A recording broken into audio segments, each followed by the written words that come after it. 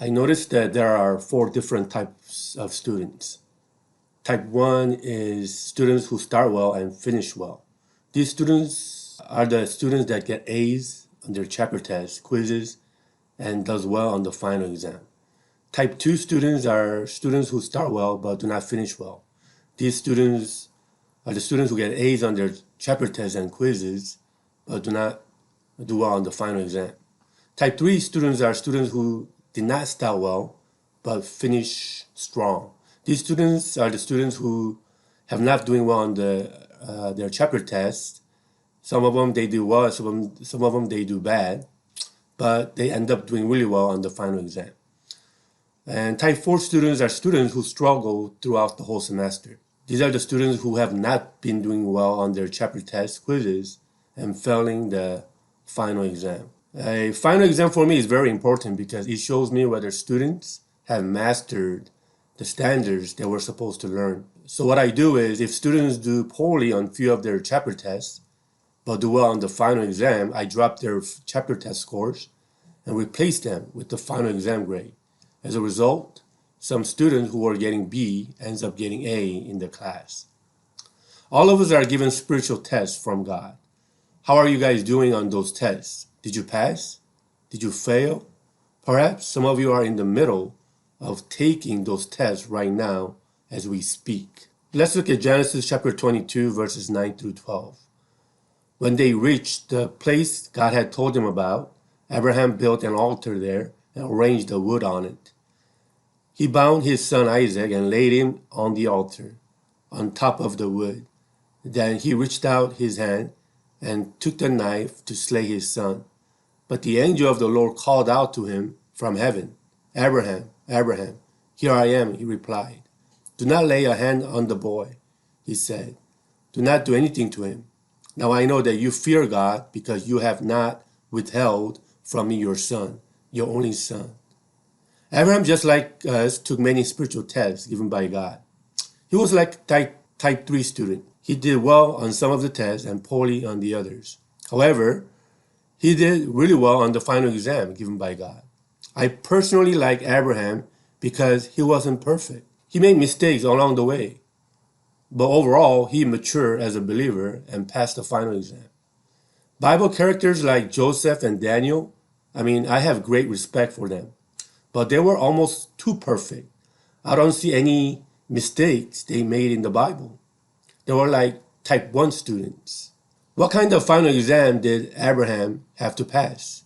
It was sacrificing his one and only son, Isaac. All of you know that Isaac was a special son to him. Abraham got Isaac when he was 100 years old. It was a son that God had promised. Those of you who have children know how difficult and painful it will be if God asks you to give up your child. You'd rather die rather than have you sacrifice your own child. Abraham does not hesitate, but he obeys God's command.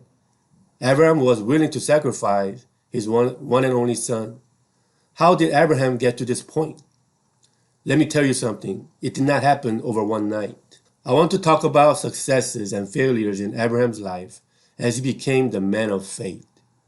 In chapter 12, we see that God calls Abraham to leave his country, his people, and his father's household and go to the land that he will show him. Remember, Abraham was 75 years old when this happened. How would you feel if God told you to go to another country right now? Different languages, different cultures. Abraham obeyed God and takes his wife Sarah and his nephew Lot with him to Canaan. So Abraham goes to Canaan and built an altar and called on the name of the Lord. He worshiped God. He did really well. He had a good start. But there's a famine in Canaan, and Abraham, without God's permission, decides to go down to Egypt. Now, this is where he gets into trouble. The place where he should have stayed was Canaan. There was a famine, so Abraham started to think, how am I supposed to survive famine in Canaan? I will go down to Egypt, where there is water in the Nile River. We all know what happens in Egypt. Abraham tells Sarah to lie to people that she is his sister so that they will not kill him. He was willing to let Pharaoh take Sarah as Pharaoh's wife so that he could survive. Later, God intervenes, and Abraham gets embarrassed before Pharaoh for lying to him. He basically gets kicked out of Egypt in humiliation before unbelievers. This is what happens when we believers disobey God and go to places that we shouldn't. We get embarrassed by unbelievers. This was bad. In chapter 13, we see Abraham goes back to the place where he first built an altar and he called on the name of the Lord. Abraham realized what he did was wrong. So what does he do? Did he hide? Did he get depressed? No. He comes before God and worships him. He called on the Lord. He gets right back on track, having the right relationship with God. So what happens next? Abraham becomes a generous man. Remember Lot, Abraham's nephew? He also became rich like Abraham. So the herdsmen of Abraham and herdsmen of Lot constantly fought over sharing the land. Abraham tells Lot, we should not fight. If you go to the right, I'll go to the left. If you go to the left, I'll go to the right. Abraham gives Lot the first choice. If you were Abraham, what would you do? I'll tell Lot to go somewhere else, telling him that the reason you got rich is because you were staying with me. Lot looks around and chooses the land that looked good. He decides to live near Sodom. You know how that goes. Chapter 13 ends with Abraham calling on the name of the Lord. This was good. It seems like when Abraham was calling on the name of the Lord, he was doing well. In chapter 14, we see there is a big battle in Sodom, and Lot is captured as a captive. Now, when Abraham found out that his selfish nephew was captured, he didn't say, look, what happened to my ungrateful nephew? Instead, he gathers his own army and saves Lot. Again, Abraham showed his generosity. He risked his own life to save Lot. When he returned with victory, Abraham gives a tenth of what he brought back to a priest, Melchizedek, and returns everything back to the king of Sodom. When the king of Sodom offered to keep the goods to Abraham, he said in Genesis 14:22-23, but Abraham said to king of Sodom, I have raised my hand to the Lord, God Most High, creator of heaven and earth, and have taken an oath that I will accept nothing belonging to you, not even a thread or a thong of a sandal, so that you will never able to say, I made Abraham rich.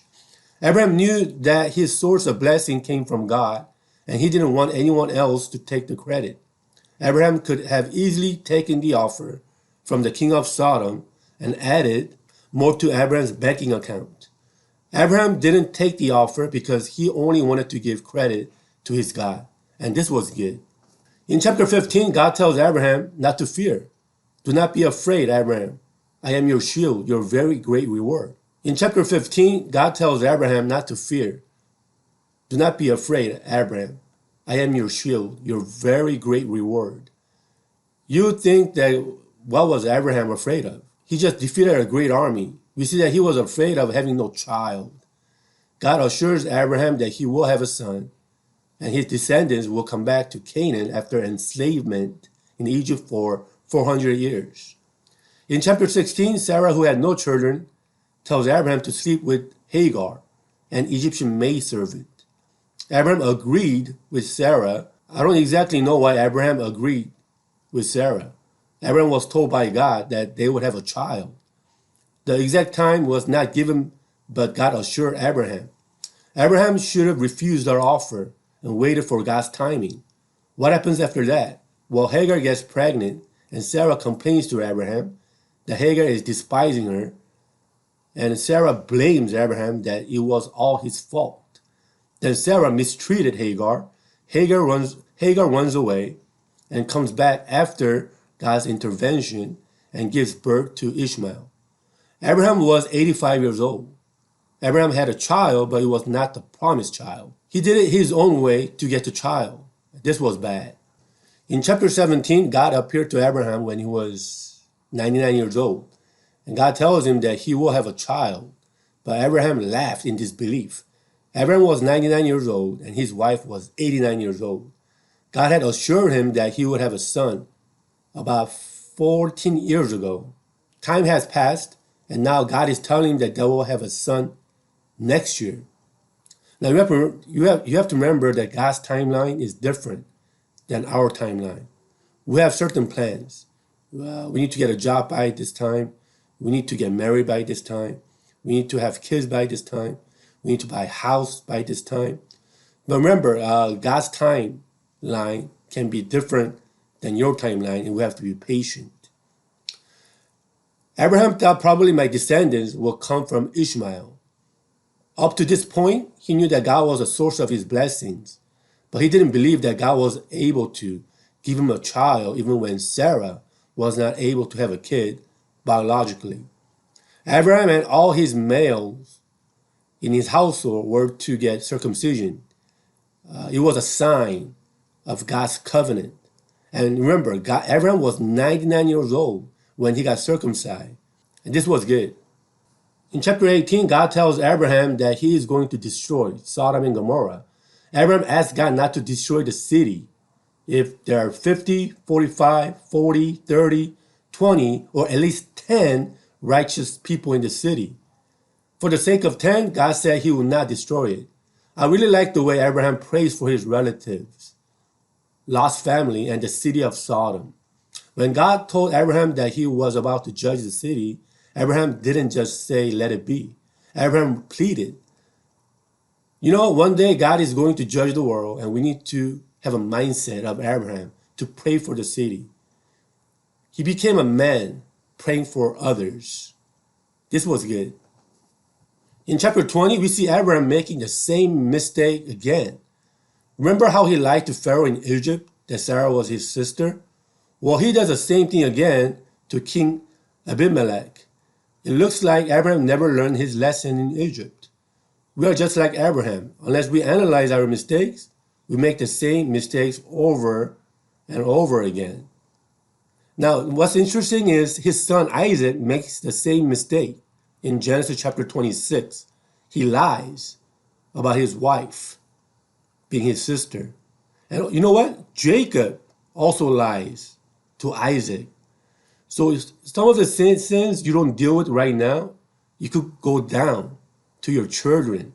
So we must deal with our sinful life as soon as possible so that it does not go down to our descendants. In chapter 21, we see Abraham finally getting the promised son, Isaac, when he was 100 years old. His long-awaited promised son that God had promised. What do you think Abraham realized by now? God is able to do the impossible. He's not just a God who blesses people with materials, but he's the Almighty God who can do all things. In chapter 22, when God tested Abraham to offer Isaac, Abraham obeyed God. According to Hebrews 11:17-19, by faith Abraham, when God tested him, offered Isaac as a sacrifice. He who had received the promises was about to sacrifice his one and only son, even though God had said to him, "It is through Isaac that your offspring will be reckoned." Abraham reasoned that God could raise the dead, and figuratively speaking, he did receive Isaac back from the dead. Abraham had faith in God that if God is able to give him a son when he was 100 years old, the same God is able to raise Isaac from death. When God called Abraham when he was 75 years old, when Abraham was willing to offer Isaac, he was about a little over 110 years old. Abraham matured in his 35 years of journey with God. It's okay not to do well on the test. What's important is that we need to learn where we make mistakes and grow as believers. I hope all of us mature as believers as we take this journey with God in this life. Thank you for listening. I'll see you next time.